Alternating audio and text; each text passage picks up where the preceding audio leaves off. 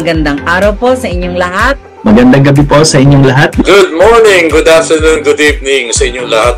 Magandang hapon po sa ating lahat. Ako nga pala si Jean Kenneth M. Ilagan. Ako si Louis Benedict Ignacio. I am Albert Alvin H. De Jesus. This is Dr. Giselle Barion. This is Telma Maranya. This is Attorney Dwight Ramos. I am Dr. Evelyn Songko and I am happy to be with you. Ikinagagalak ko makasama kayong lahat sa isa na namang makabuluhang kwentuhan dito sa Bridges. Excited naman ako sa introduction mo, Louis. And I'm really so excited to be here. It's really my pleasure to be invited here because this is a very good platform po. Not to be only bridging faith, hope, and love, but at the same time bridging the bond between the alumni and their alma mater. Kaya tayo merong Santa Cruzan as a culminating activity of our devotional practices to the Blessed Mother, because all devotions to the Blessed Mother should always lead to Jesus. Ang mga popular na issue sa mga Pilipino, no? Yung mga may kinalaman sa sikmura, mga economic issues, trabaho, inflation. Pero kahit ganyan pa, makikita na ang mga Pilipino nagbibigay ng attention sa mga political issues gaya ng West Philippine Sea issue. We need our future generations to meet their own needs without sacrificing also yung mga needs natin na nararanasan natin ngayon. So we need this clean air, malinis na hangin, malinis na tubig, yung lupa natin hindi pa poison, then okay pa yung mga karagatan natin, okay pa yung mga kabundukan natin. O kaya naman dati maayos ang pagsasamahan ng mag-asawa, bigla na lang may nangyayari na hindi nila inaakala at yung kanilang family bond humihina. Pati yung relasyon nila sa Diyos biglang humihina. I love you. I love Jesus, Holy Spirit, and Mama Mary. Thank you and God bless. The PAR is not out there to, use taxpayers. Kapag nalugi yung taxpayers, hindi mo babawasan yung magbabayad ng tax. First and foremost, we embrace change. We need to cultivate our passion for learning and to be flexible based sa Thomasian values ng commitment, competence, and compassion. Go back to your core. When things are really, really tough, when you're going through transitions, when you're going through changes, go back to who you are as a person and as a leader. And at the same time, yung core values natin as Thomasians dati, perfect din parate as a guide for me. Always have to be competent, you always have to be committed, and more importantly, the compassion side of it is going to be your edge in any kind of workplace that you're going to be working. Happy anniversary to Bridges! Here at Bridges, we build bridges of faith, bridges of hope, and bridges of love.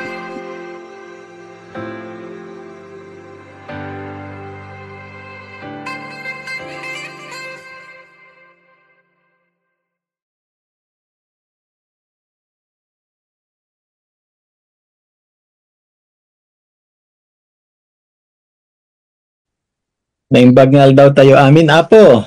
And good morning, good afternoon, and good evening, everyone, wherever you are around the world. And let me say it's Tuesday. Welcome once again to Bridges, brought to you by the UST Alumni Association Incorporated. And may I say likewise, welcome to La Union, because we have a very special feature for today.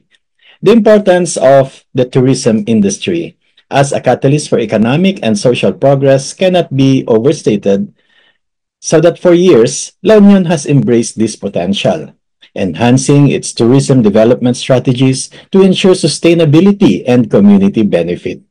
With its stunning landscapes and rich cultural experiences, La Union has become one of the top choices for travelers looking for both adventure and tranquility.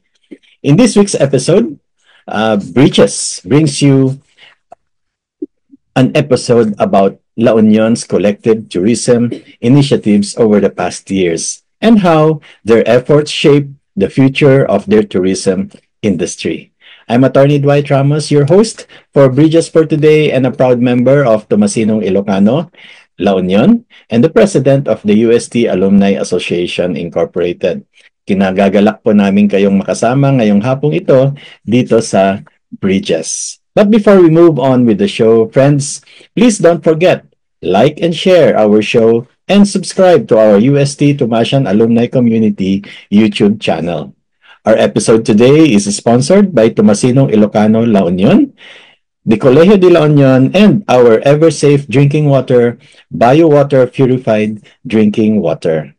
This afternoon, we have a panel of the region's tourism experts coming together to discuss the immense impact and importance of La Union's tourism economy, namely Ms. Yvette Capiral, Dr. Peter Paul Nang, and Mr.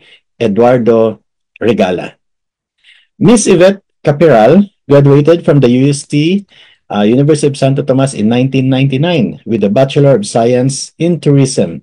She and her spouse founded FAST or FAST Travel and Tours. Currently, Ms. Capiral serves as the president of the Association of Tourism Industries and Networks of La Union, as well as the Region 1 Travel Agencies Association. She is also the vice president of the La Union Alliance of Travel and Tour Agencies, the secretary for the Regional Tourism Council of Region 1, among other positions related to travel and tourism. Dr. Peter Paul Nang practically grew up in the tourism industry through the family-owned Rose Bowl Steakhouse and Restaurant in Baguio, and at an early age became a junior member of the Baguio Association of Restaurants until he moved to Manila for medical school at the UST, where he graduated in 2003. Aside from his medical practice, he opened and manages a branch of the Rose Bowl in Bawang, La Union. He is a charter member and is currently the president since 2018 of the reorganized Bawang Tourism Council. Mr. Eduardo Regala, for his part, his formation at the University of Santo Tomas, which earned him a degree in hotel and restaurant management, molded him to become a leader and a team player, propelling him to join industries in different capacities. He is the current president of the La Union Alliance of Travel and Tour Agencies and represents the organization in working with the whole province of La Union in tourism projects and programs that hopes to increase awareness and appreciation of tourism destinations and cultural heritage in the province. Friends, fellow Tomasians, let us welcome our guests for today, Ms. Yvette, Dr. Peter, and Sir Ed. Good afternoon and good good afternoon po. Yes. Good afternoon. Ay, naimbag nga daw yung amin. Welcome to the show. Mr. Ed Regala, of course, the president of Tomasinong Ilocano. Ma'am Yvette, of course, as I introduced earlier. And of course, we also have Dr. Peter joining us in a while. He will just have to turn on his camera. Pero, again, welcome to the show and thank you for joining us. It's a pleasure to be invited, Attorney Dwight. Ayan, at kami talaga, ayan, si Peter. Peter, welcome to the show as well. Hi, good afternoon, Attorney. It's nice to be here. Yan, and yes, it's really nice to be here despite the weather. Alam naman natin that we are facing challenges, no, pagdating sa weather sa mga panahon na to, but it does not dampen, of course, our activities, and most importantly, it does not dampen the tourism also in La Union, no. I would presume that even at these times, marami pa rin naman tayong tourists pupunta sa. Correct. Oh. So po yan, actually, yung mga surfers, they like that, hybrid, parang surf steps. Tuloy-tuloy lang po. Yan nga ba sinasabi ko as actually, nakita ko sa news, no, that the weather was bad but the surfers liked it. But at least at the very least yan lang naman. Syempre hindi naman maganda yung bad weather, but at least for our tourism gustong-gusto naman minsan ng mga surfers talaga, because it makes it more challenging for them. So, let's start, and let me ask a very basic question muna sa inyo as a start. Ma'am Yvette, What made you go into this industry? No, very challenging industry. What motivated you to join? Actually po, Attorney Dwight, tourism has always been my love. Aside from, of course, my family. Naalala ko pa when I was still in elementary and we have visitors at home, I show them around sa mga tourist spots namin sa province, and from then on, talagang yun ang nakagawian ko sa mga iba't ibang mga tao na nakakasalumuha ko. I love entertaining people, and that was actually a decision I made when I took the entrance exam sa UST. Talagang ang first choice ko was Bachelor of Science in Tourism talaga. So yes, I love the tourism industry where I belong. Ang galing naman talaga, no? Because you grew up in La Union, and people would visit. Anong bata ka pa? Actually, sa Cagayan po ako, Attorney Dwight, but I'm my husband is from here. Who happens to be Tomasan also. Yes, my husband. And of course, Cagayan, that's also part of Tomasinong Ilocano. They're also Yes. a lot of tourism as well. So, as you mentioned, that's how you grew up. People coming to the to visit, and you finding the time and loving the way you bring them around. Yes po. Napakaswerte naman namin, ano, at ang tawag natin dyan, Sir Ed, di ba? Naikamang. That's correct. And yeah, my heart belongs to La Union already. Ayan. That's great to know. Syempre, tatanong din natin si Doc Peter pagdating dyan, no? Imagine, being a doctor already, he could have easily given up already yung side niya. Because, of course, we also know from what I mentioned earlier sa kanyang bio, na he grew up also practically in the tourism industry, being the son of the owner, no? Of kilalang kilala yan. Kahit saan at kahit kanino, alam na alam yan. Rose Bowl Steakhouse and Restaurant, di ba? Sa Baguio and La Union. So, Doc Peter, what motivates you to stay in the tourism industry? Well, ever since I moved here to Bawang, and seeing how the tourism industry impacts yung livelihood ng mga tao dito, it just makes me enjoy doing what I do, seeing that it's not only for the joy of the tourists, pero na-uplift din natin yung buhay ng mga local workers dito sa La Union. That is true. And parang close din sa heart mo yun dahil being a doctor, of course, looking after the welfare and benefit, no? At syempre pa, yung inyong restaurant, I would, well, I'm sure you're very humble, but ako na magsasabi. It's already a destination itself. I would recall my parents every time I'm coming home, they would always say, "Oh, kakain tayo sa Rose Bowl."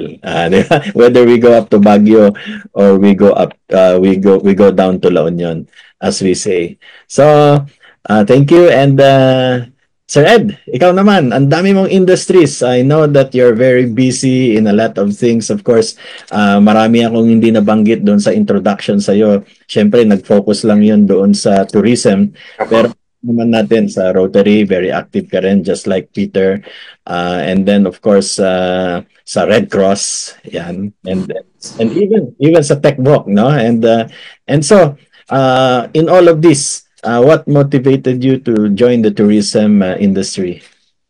Actually po, as mentioned, I took up BSHRM at UST, no? The reason why I took up that course, because during that time, we had a restaurant in Makati. So, sabi ng father ko, eventually, you'll take over the business. So, when I was studying, mas nag-focus ako sa hotel. I always wanted to be a hotelier, which in fact, after I finished college, nakapasok po sa different hotels. Sa pinaka-last po, I was at the Makati Shangri-La. I was the chief concierge, no, for 6 years. So, I'm not from La Union, but I got married to an Ilocana. So, way back in 2000, we relocated here in La Union. And since during that time, tourism industry was still picking up. So, tumulong po tayo para magbigay ng ideas, suggestions to how to improve the tourism industry in the province. So, kahit paano po, may naimbag po tayo sa mga projects po ng then Governor po Victor Ortega during that time, and then Mayor Mary Jane Ortega, on to how to improve the tourism industry in the city and in the province po. Yan. And of course, thankful kami that you are here and you joined the industry. And syempre, Ma'am Yvette, hindi ka pala nag-iisa. Ito, isa pang Yes po. Anyway, curiously, it crossed my mind. How about you, Peter? Paano ka napadpad sa Bawang? No, well, of course, we're talking about you being in Baguio, but now you're in Bawang. What's the story behind, if there is any? Well, I grew up in Baguio, attorney. Ang roots ko is sa Baguio. And then, of course, I went to UST for medicine. And I actually lived in the US for 5 years. Bumalik ako dito because life is better here in the Philippines. And, you know, instead of staying in Baguio, sabi ko, I want to put up a restaurant somewhere else. And roots namin dito din kasi sa La Union. My father is from Naguilian.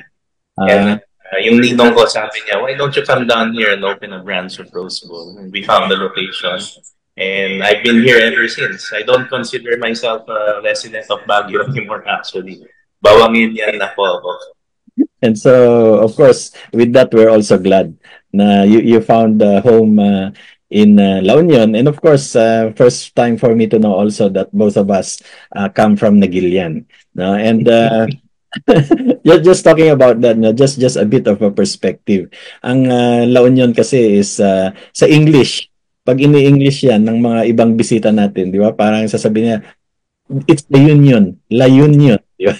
Parang gano'n yung sinasabi nila. And that really makes our landscape really diverse and really beautiful, no, in terms of the land, in terms of the people. Kasi nga, it's the Union, as we would know the history. It was carved out, yung province of La Union was carved out from several other provinces, from Benguet, from Pangasinan, and then, of course, from the Ilocanja.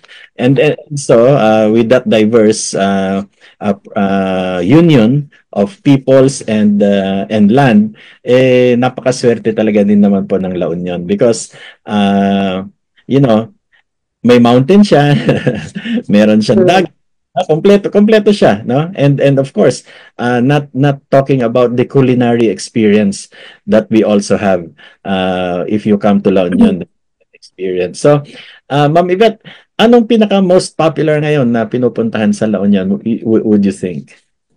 Well, of course, ang number one pa rin po is the Urbistondo Beach in San Juan, where several international events were already hosted in that place, like the surfing event.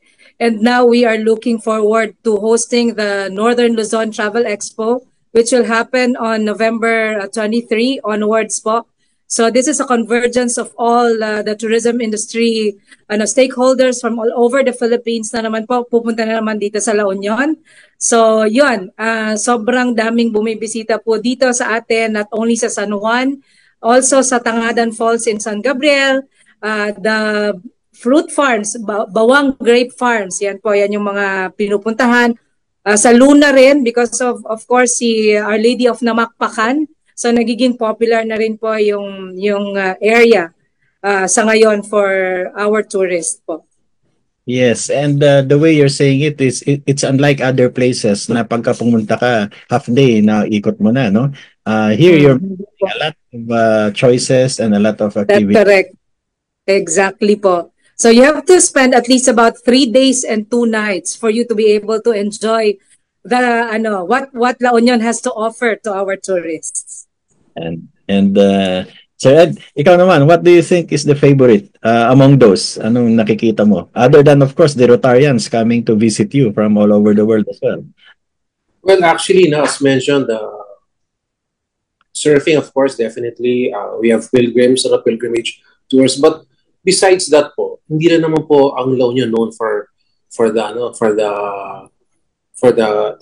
areas, no? Ang La Union is very known for its hospitality.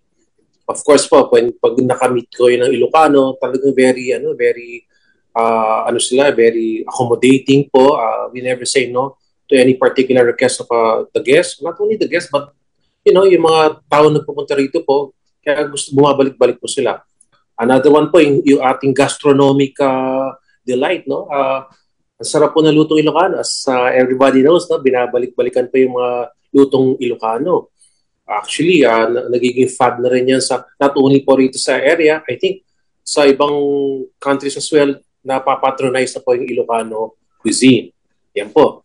Tapos po, of course po, besides the falls, marami po, ang concentration po ni then Governor Pacoy Ortega was the agritourism. So pinupush po natin ang agritourism. Ano po yung agritourism? Para ma-experience nyo ang mga freshly picked na vegetables na pwede nyo nang lutuin in front of your eyes. Tapos meron po tayong river farm. Napakasarap po ng yung cultured na golden tilapia. Dapat ma-experience po nyo yan. So marami pong pwedeng gawin, marami pong pwedeng matutunan po dito sa La Union.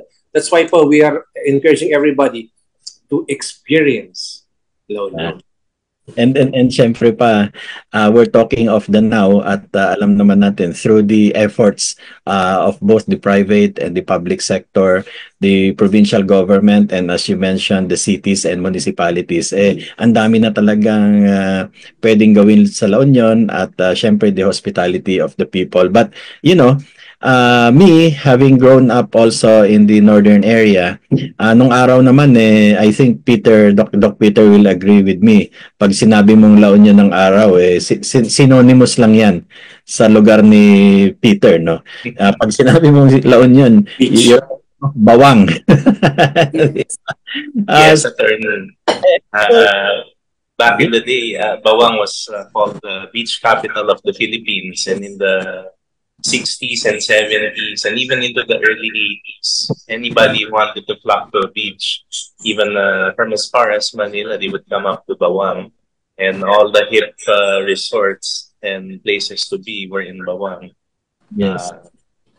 And you know, sadly though, in recent years, because of the conditions that has been happening, not out of our control, from the planet's ecosystem, we've lost a lot of coastal areas in Bawang. But what we did rediscover is, aside from selling our beaches, we cannot call ourselves the beach capital of the North anymore. I think more people go to San Juan to go surf and see the beach.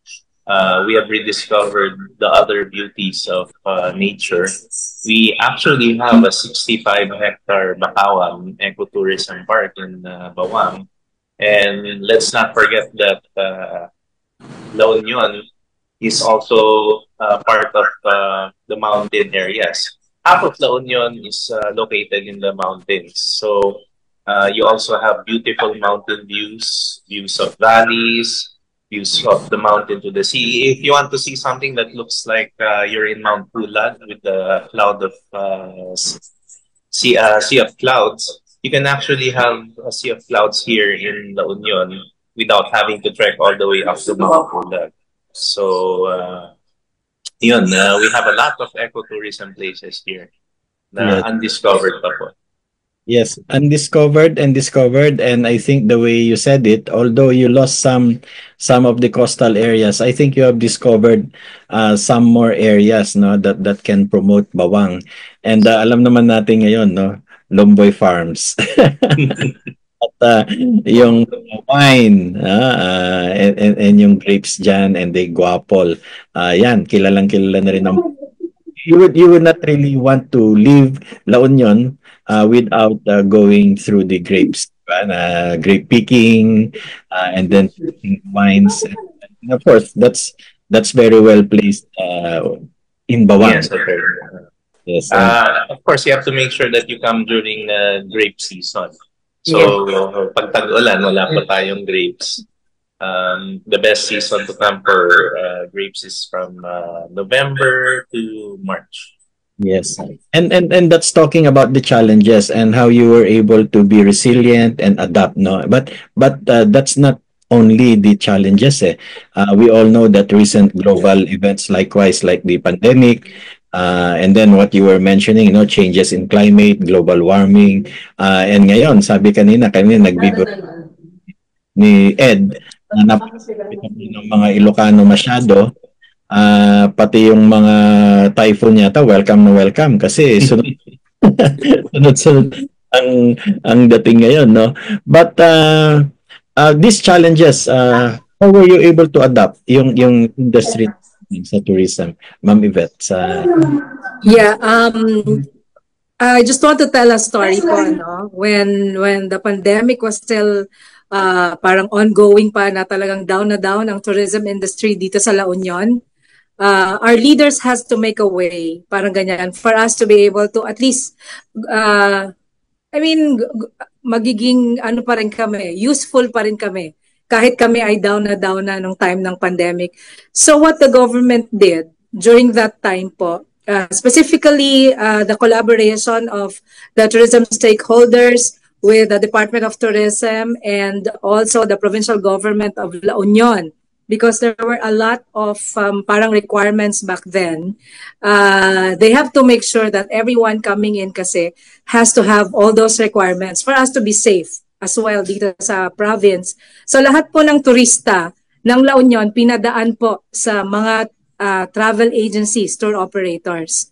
So in that manner, nagkaroon din ng collaboration between the travel agencies and the hotels as well as the restaurants, kasi we have to make sure that everyone is safe. Everyone na pumunta sa isang lugar, hindi maapektuhan yung mga locals, yung mga communities as well as the tourists.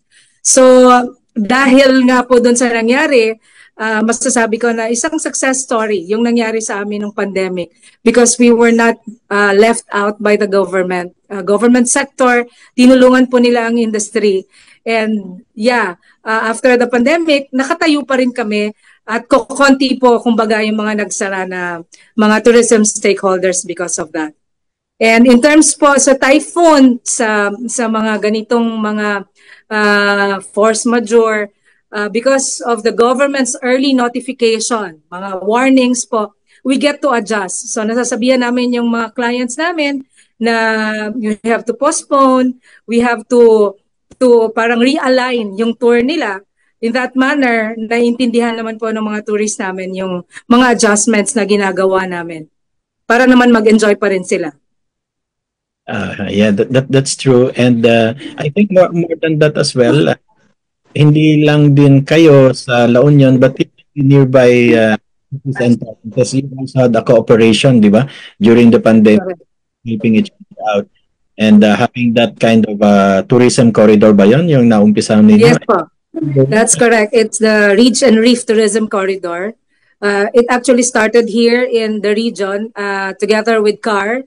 Kami po ang nanguna sa buong Pilipinas through the initiative naman po ni then Regional Director Jeff Ortega po.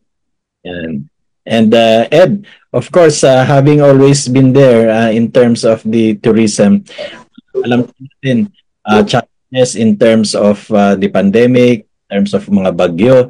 Ngayon, ang isa pang recent challenges are yung technological challenges. Paano yung mga situation ngayon in terms of booking, in terms of reservations? Nakakatulong ba sa industry natin yung online? Actually, nakakatulong, no? Malaking factor yung social media, of course, no. Alam na po niyo, we adapt to the times, no. Mas napapabilis actually na expedite yung pag-reserve sa mga hotels, no, sa mga restaurants. Yun nga lang po minsan, as everybody knows, ang Pilipino talaga mabilidad eh. So marami tayong mga DIY na kiniklaim nila na itong reservation was booked through them. So, pero isolated cases na, alam mo naman po, for every improvement, meron mga unavoidable circumstances na pumapasok na ganun. But it's okay.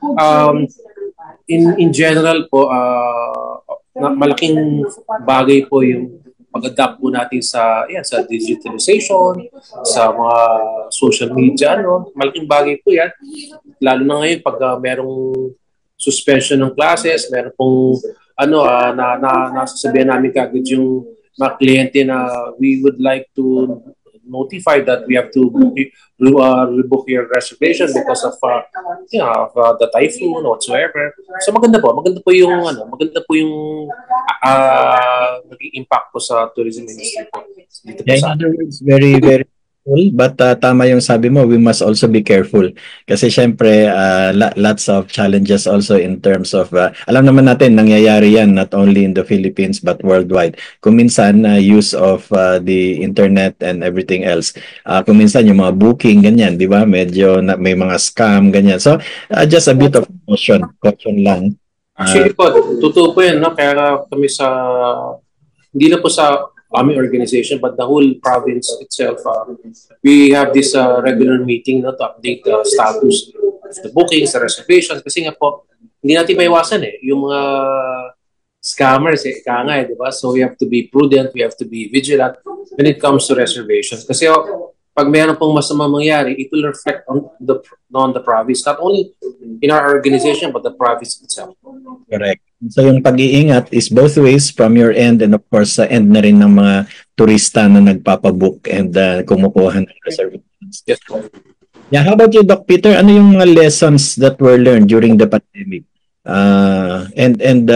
What can we do better or especially preparing for similar disruptions kaya in the future? Well, ang maganda kasi dito, attorney, nasa tabing dagat kami.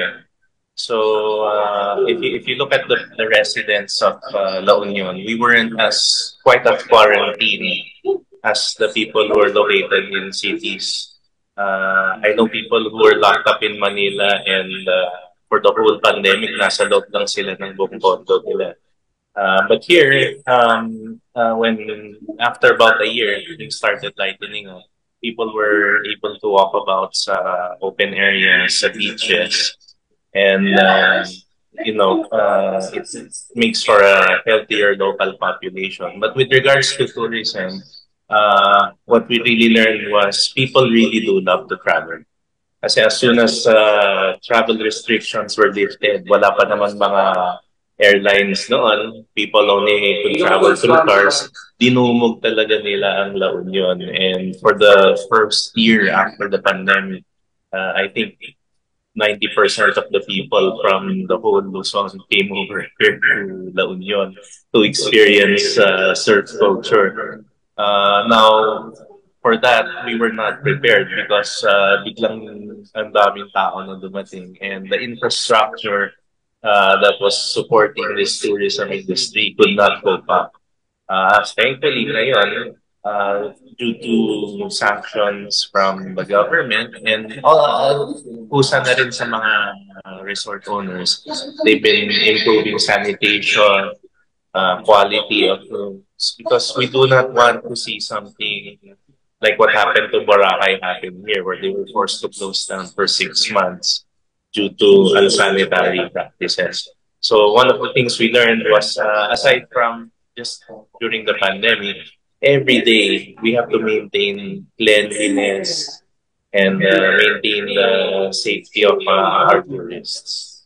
Yes, that's very good to know. And of course, we're happy to note that with that, we will not have a repeat of the other problems that we already experienced. And nabanggit, Ma'am Yvette, ni Doc Peter, yung revenge daw. Is it really true na merong revenge? That's correct po, Attorney Dwight. We've been getting a lot of tourists dito sa La Union talaga. Schools, private sector, other government agencies from different regions.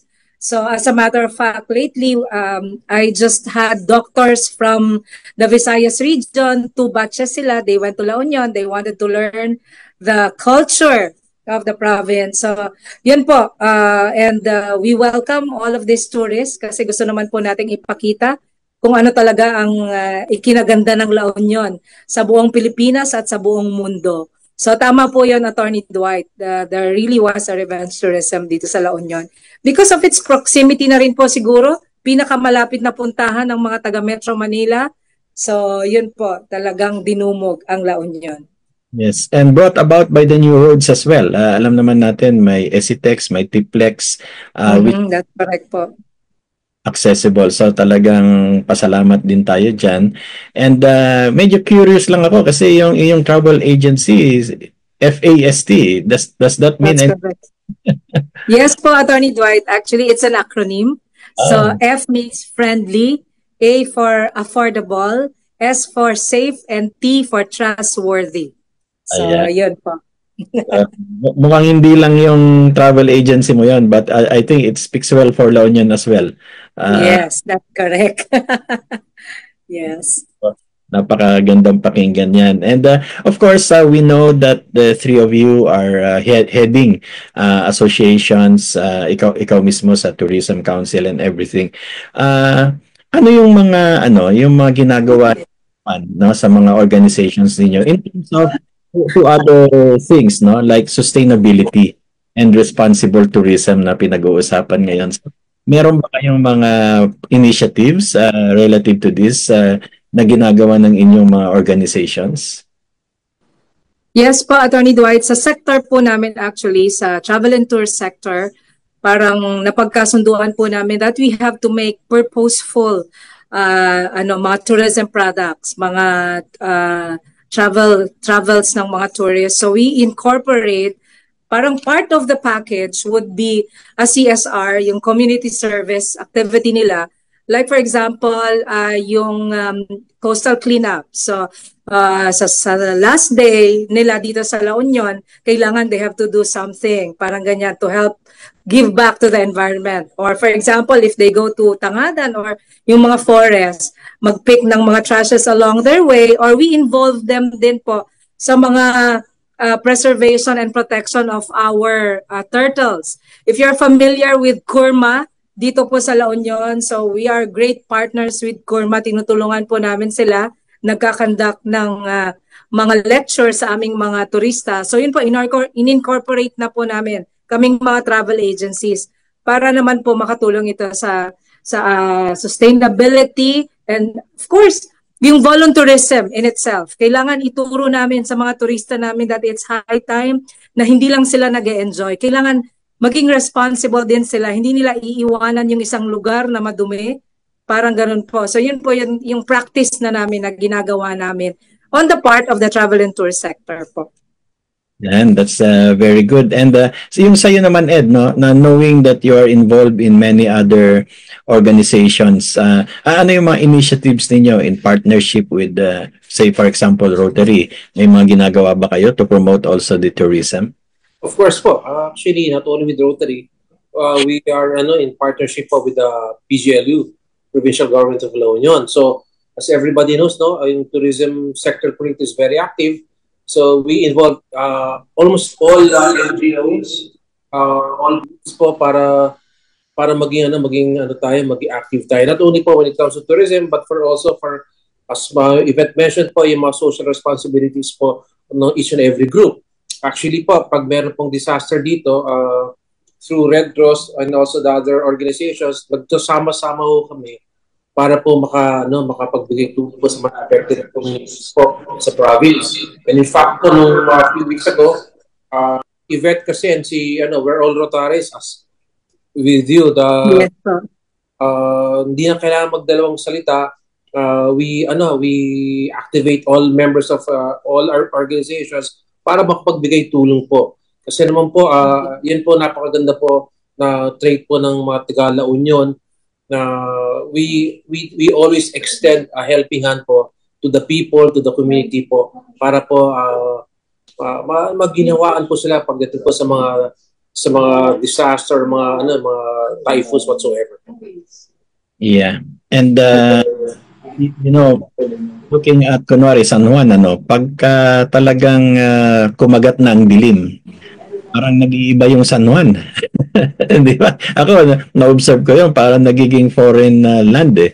Pag naglabasan na yung mga turista, pagka hindi na mainit sa hapon, makikita mo talaga, nagta-transform yung place, no? And you see a lot of foreigners, you see a lot of really the tourists enjoying themselves, just walking around, having coffee, nagkwekwentuhan dyan and everything. Medyo curious lang ako, Doc Peter, ano? Because we've talked about culinary experience, the landscape, culture. How about medical tourism? Meron bang initiative or anything? You being a doctor, may alam ka bang mga initiatives dyan sa medical tourism? May mga Koreano bang nagpupunta dyan sa atin? Full of some services? Actually, attorney, matagal ng medical tourism dito sa La Union. We have Lorma Hospital who accepts Medicare, actually. So we have a lot of Americans. We also have people with the U.S. Armed Forces. Actually, dito kasi sa La Union, we have a very long history of expats who come and retire here. We have a rich community of Brits. We have Germans, kaya marami din tayong German restaurants dito. We have Australians, and some of the resorts are actually owned and run by these foreigners. Kaya yun din ang nag-maintain ng quality ng service and food dito sa La Union. So with regards to the Koreans coming in, we may look forward to that in the future. Bawang has been cultivating a relationship with her sister city in Korea for the past 10 years. And the results of that are yung improvement ng bakawan natin. And also, as you can see, ang dami na rin Korean groceries and eateries dito.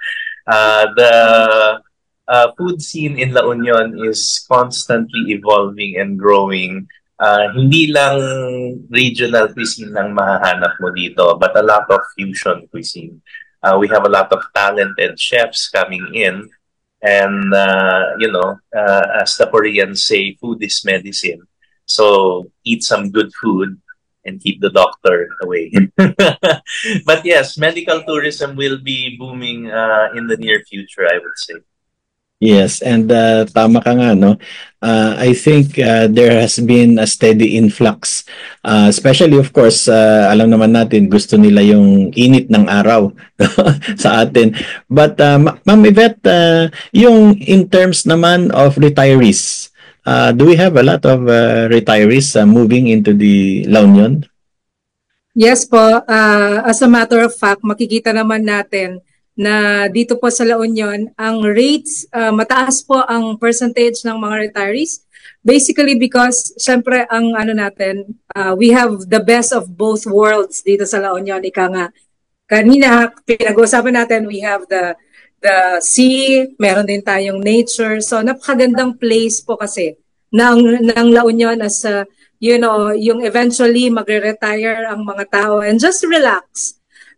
Sa hapon, pupunta lang sila sa dagat and enjoy the waves. And in the morning po, kagaya nga po ng sabi din ni Sir Ed, very rich din kasi ang soil, kumbaga ng La Union. And they can have gardening, diba, sa kanilang mga backyard. So, kaya po siguro that basically is the reason why na napakadami po ng retirees din dito sa ating province. Yes, and nabanggit mo yan, relaxing in the afternoon. I think, yes.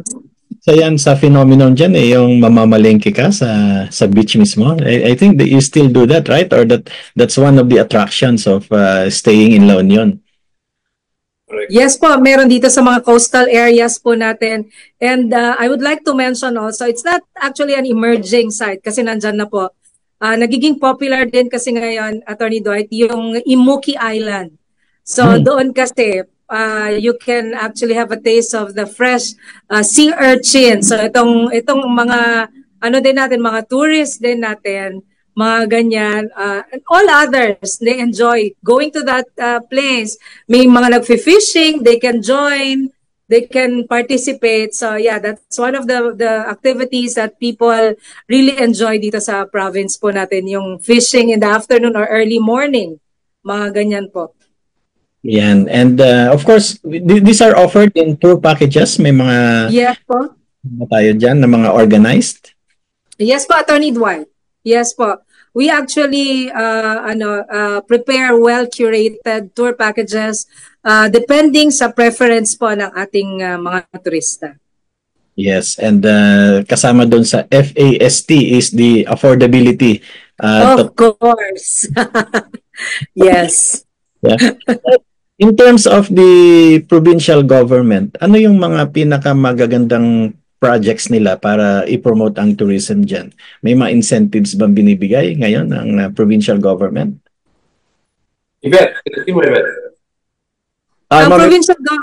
Provincial government po has always been very supportive. Magmula pa sa mga naunang mga governors natin until now, talaga pong because one of the economic driving force, ng La Union ay ang tourism industry. Kaya po pinapangalagaan din nila ang mga tourism stakeholders, and also not only po sa province of La Union as a whole, dito po din sa city, sa San Fernando City, they give incentives actually to investors na pumapasok po na maging that will form part of the tourism industry dito po sa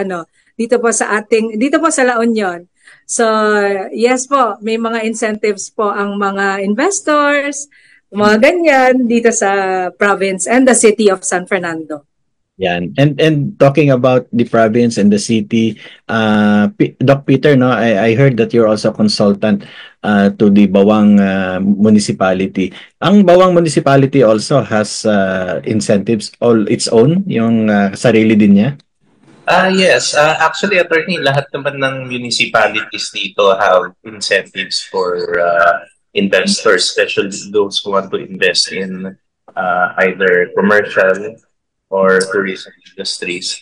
So, ang Bawang has very good incentives for anyone who wants to open up a resort.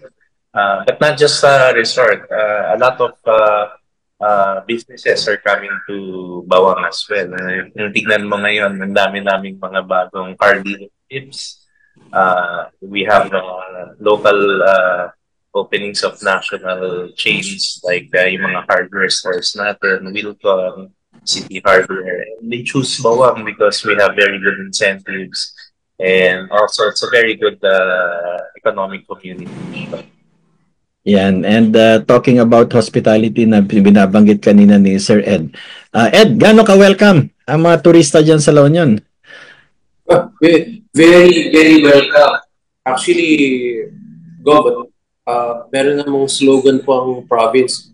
Love La Union. Live, own, visit, and enjoy La Union. Yan. And everybody, whether foreigner, tiga Manila, tiga ibang probinsya, they're always all welcome to come to La Union and enjoy, of course, the union of several areas in the northern part of the country. But by the way, Gov, meron na nga ako isang na-recruit na maging resident na La Union dito eh. Tumasyon din po. Sandali po ha. Oh. Kilala niyo po to. That's very good. Ayan. Boste! Si Bobby Jose used to play for San Miguel po sa PBA. Yes. Welcome to La Union, and of course, welcome to Bridges, the show of the Tomasian alumni. Of course, we'd like to see more and more of you at baka sa next meeting ng Tomasinong Ilocano La Union, pwedeng sumama ka na, Bobby. Thank you po, sir. Thank you po. Thank you. Sama na. Thank you for that. And so, of course, alam nyo, talaga namang napakabilis ng oras, napakaigsi ng ating oras para sa ayan. It was surely a very interesting interaction with the three of you, and I'm very happy that you made time. Of course, alam naman natin we're actually, no, aminin na natin, we're actually promoting La Union because we are Tomasinong Ilocano La Union, and we are all out in getting tourists and getting tourists, no? Sabi mo kanina, live, no? Love, you live, you own. Kung gusto nyo mag-invest dito, gusto nyo tumira dito, gusto nyo mag-retire, you're always welcome. The group is very much willing to host you and help you through. And so I think we are down to the last few minutes, so I'd like to get the final message from the three of you. Siguro umpisa natin si Doc Peter. Anong yung final message sa ating mga fellow Tomasians and future tourists in? Well, attorney, you know, a lot of tourists who come here, whether local tourists sila or foreigners, they come and visit La Union. They plan to stay for just a short while. And what happens is they keep coming back and they keep coming back. And some of these people don't just keep coming back. They uproot their whole lives and move to La Union and become citizens of La Union. And it makes you wonder, why is it that these people who come from other countries, Europe, the US, Korea, Japan, you know, and even people who come from Manila, they come and uproot their lives and live in La Union. There must be something here that we're doing right. So come, see La Union, fall in love with it, and who knows, you may be the next to uproot your life and come move to La Union. Very well. La Union difference. Very well said, very well said. The La Union difference, nag-uumpisa lang yan sa accessible roads. We're very, very accessible, of course, to Manila through the expressways. Very accessible also sa airport. May sarili rin tayong airport dyan. And of course, via Clark or via Baguio, no? May airport din dyan. So, sabi mo nga, nag-uumpisa yan, pabalik-balik. We welcome you, pabalik-balik kayo. And then, if you wanna stay, then you are also welcome to stay. Yan. Ma'am Yvette, what's your final message to our audience? Yes po, as a final message, sabi nga po nila, kung hindi pa po ninyo nahahanap ang iyong dawan, you have to find it here in Region 1, here in La Union. So come visit La Union. Thank you very much. And of course, alam naman natin na as you mentioned, ulitin natin, sa La Union, fast tayo, fast. Okay? Yes. Friendly. Friendly, we are friendly. Sabi nga kanina ni Sir Ed, very yes, po, super friendly, yes. Okay. Affordable? Affordable po, of course, ang mga pagkain dito sa La Union, mga services po. Siyempre, we do not compromise po yung affordability sa quality. So yun po ang isa sa na pinapangalagaan po namin dito sa La Union. And of course, very safe ang La Union. Alam po natin lahat 'yan, and ang mga tao po dito ay they are truly trustworthy people. So come and visit La Union. Yan. And syempre, sasamantalahin na natin. You have a Facebook page, Ma'am Yvette? Yes po, we do have a Facebook page. It's Fast Travel and Tours. You can just send a message anytime, anywhere, and we will get in touch with you as fast as we can. And of course, I'm a fellow Tomasian. Di ba? Yes po. Surprise ba pagka Tomasian na friendly rate, kumbaga, di ba, attorney? Thank you. And yes po. Sir Ed, how about you? Ano yung final message sa ating mga nakikinig at nanonood this afternoon? Thank you. Na-mention na po lahat, no? Sa akin lang po, you have to experience it. You have to feel it. The only way to do that is go to La Union, experience La Union, and I guarantee you, you will love La Union. Magandang hapon po. Maraming salamat. Okay. Pero bago kita pakawalan, balikan natin yung sinabi mo, love. L is for? Live. Okay. O is for own. V is for visit. And E is enjoy. Okay. Love La Union. Meron pa isa, Gob. Actually, slogan po to ng then regional director, si Jeff Ortega, find the one in Region 1. Find the one. Tapos may slogan po ng buong DOT, di ba, Yvette, correct me if I'm wrong, love the Philippines. Correct? Yeah. Kami po, we found our number 1 dito po. In La Union. Galang. Kaya yan po ang mga tinatawag namin na naikamang. Yes. Those who found their love in La Union, in an Ilocana or Ilocano, they came to stay as well. Because sabi nga ni Ma'am Yvette kanina, their hearts now belong to La Union. Nako, maraming salamat. It's been a great afternoon with the three of you. Of course, we're very happy that you found time. Again, despite the weather that we're having now, of course, we hope and pray that walang masyadong pinsala and nobody will get hurt. As mentioned by Ma'am Yvette, nagprepare tayo, but despite that, we still need to, of course, pray very hard. And then, of course, as mentioned by the three of you, we welcome everyone to La Union. Come and experience it. And if it fits you and it will make you stay, we will be happy to call you one of our own. Di ba? Yes. So once again, thank you, Ma'am Yvette. Thank you, Sir Ed. And thank you, Doc Peter. Maraming salamat. Thank you. Thank you so much po. Thank you. So much. Yes, and we're truly blessed having you with us today. But before we end, we have a few announcements. Of course, November 23, that's a Saturday, the UST Law Alumni Foundation will be having its alumni homecoming at the Manila Hotel. Of course, the lawyers there in La Union and worldwide, if you're a Tomasian lawyer, you're welcome to join us at the Manila Hotel on November 23.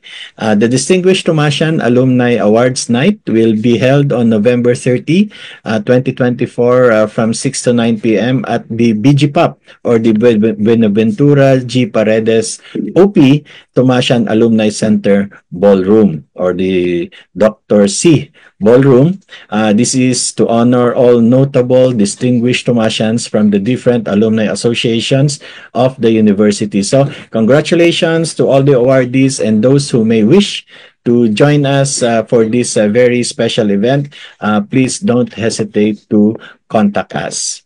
Also, the UST Faculty of Pharmacy Alumni Association and Scholarship Foundation Incorporated announces its upcoming homecoming on Saturday. Ito na, December 7, 2024 from 9 to 5 p.m. Again, at the BG Pop, Buenaventura G. Paredes OP Tomasian Alumni Center Ballroom or the Dr. C. Ballroom.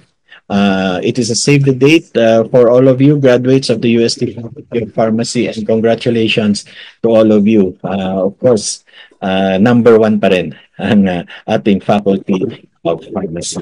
So, dear friends, thank you once again for joining us today. Do watch Bridges again on Tuesday for another exciting episode. Do stay with us as we continue to share with you the blessings of Bridges. Do subscribe to our UST Tomasian Alumni Community YouTube channel and Facebook page. The past episodes of Bridges can be watched in our YouTube channel and Facebook page. Thank you to my fellow Tomasinong Ilocano La Union members led by, of course, our President Ed Regala, and the Colegio de La Union and the Bio Water Purified Drinking Water for sponsoring our Bridges show today. Here at Bridges, we do not build walls. We build connections to reach out to one another. We build strong bridges of faith, bridges of hope, and bridges of love. Enjoy the rest of the evening. Mabuhay and see you soon in La Union.